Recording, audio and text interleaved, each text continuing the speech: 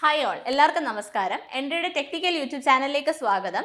അപ്പോൾ gate 2025 എക്സാംസിന് prepare ചെയ്യുമായിരിക്കും പല ആൾക്കാരും അല്ലേ. അപ്പോൾ നമുക്ക് ഗേറ്റ് എന്ന് പറയുന്നത് പണ്ടൊക്കെ നമ്മൾ ഹയർ എഡ്യൂക്കേഷന് വേണ്ടി മാത്രം കരുതിയിരുന്ന സോഴ്സ് ആണെങ്കിലും ഇപ്പം നമുക്ക് എല്ലാവർക്കും അറിയാം PSC ജോബ് എന്ന് പറയുന്ന വലിയൊരു ഓപ്പർച്യൂണിറ്റി നമ്മുടെ ഫ്രണ്ടിലുണ്ട്.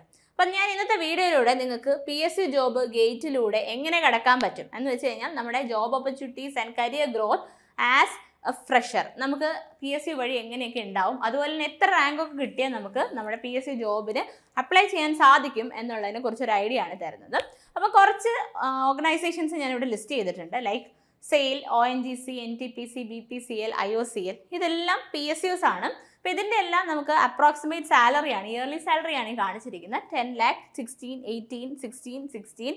And again, next is GAIL 16, HPCL 16, OIL 15, PGCIL 20, NLC 10. അപ്പം നിങ്ങൾക്ക് മനസ്സിലാവുന്നുണ്ട് ഒരു ശരാശരി എത്ര വരുന്നുണ്ട്. നമുക്ക് എങ്ങനെ പോയാലും ഒരു 10 ലക്ഷം വരുന്ന 1-2 എണ്ണം ഒഴിച്ചു കഴിഞ്ഞാലും മിനിമം ഒരു 12 to 15 lakhs അല്ലെങ്കിൽ 16 lakhs നമുക്ക് പെർ ആനം ഏൺ ചെയ്യാൻ സാധിക്കുന്നുണ്ട്. അതായത് ഒരു മാസം ശരാശരി 1 ലക്ഷം എന്ന് പറയുന്ന സാലറി ആദ്യം തന്നെ കയറുമ്പോൾ കിട്ടുക എന്ന് പറഞ്ഞാൽ അതും ഒരു PSC ജോബിൽ കിട്ടുവാണെങ്കിൽ ഇറ്റ്സ് എ ബെറ്റർ തിങ്. അപ്പോൾ അതുകൊണ്ട് തന്നെ നമ്മുടെ ഗേറ്റ് എക്സാം എഴുതി PSU എന്ന് പറയുന്ന ഒരു ലക്ഷ്യം എന്ന് പറയുന്നത് അല്ലെങ്കിൽ ടാർഗറ്റ് എന്ന് പറയുന്നത് നമുക്ക് വളരെ കരിയർ വൈസ് ഭയങ്കര റിലയബിൾ ആണ്. ബിക്കോസ് എക്കണോമിക്കലി ആണെങ്കിലും നമ്മൾ പൈസയുടെ കാര്യത്തിൽ നോക്കുവാണെങ്കിലും നമ്മുടെ കരിയർ സ്റ്റെബിലിറ്റി നോക്കുവാണെങ്കിലും ഒക്കെ ഇറ്റ് മാറ്റേഴ്സ് അല്ലേ. അപ്പോൾ ഗേറ്റ് സ്കോർ നിങ്ങൾക്ക് നല്ല ഗേറ്റ് സ്കോർ, അതായത് നമുക്ക് സാധാരണ ക്വാളിഫൈ ചെയ്യൂ അല്ലെങ്കിൽ ഒരു 50 മാർക്ക് കിട്ടിയാലൊന്നും ഈ ജോലി കിട്ടത്തില്ല.